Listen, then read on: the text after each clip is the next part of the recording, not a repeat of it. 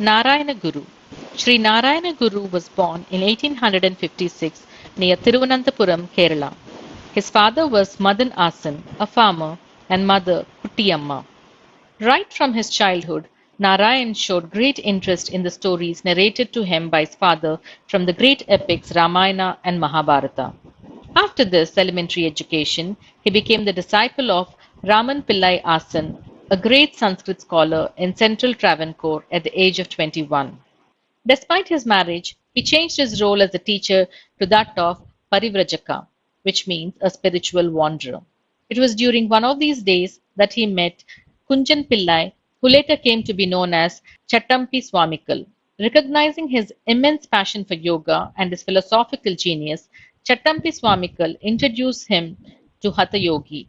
In 1888, he visited Aruvipuram where he meditated for a while during his stay there.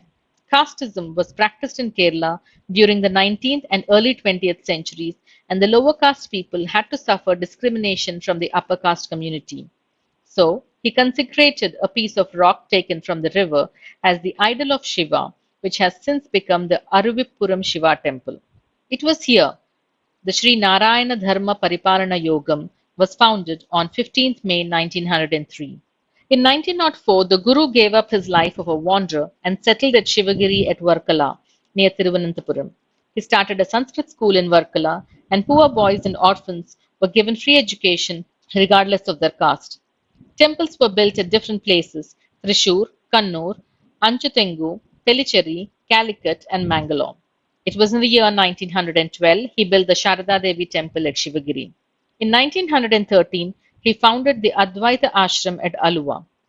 This was an important event in his spiritual quest. This ashram was dedicated to a great principle, Om Sahodharyam Sarvatra, which means all men are equal in the eyes of God. This became the motto of the new ashram. Guru organized an all-religion conference in 1923 at this ashram, which was reported to be first such event in Bharat. It was an effort to counter the religious conversions.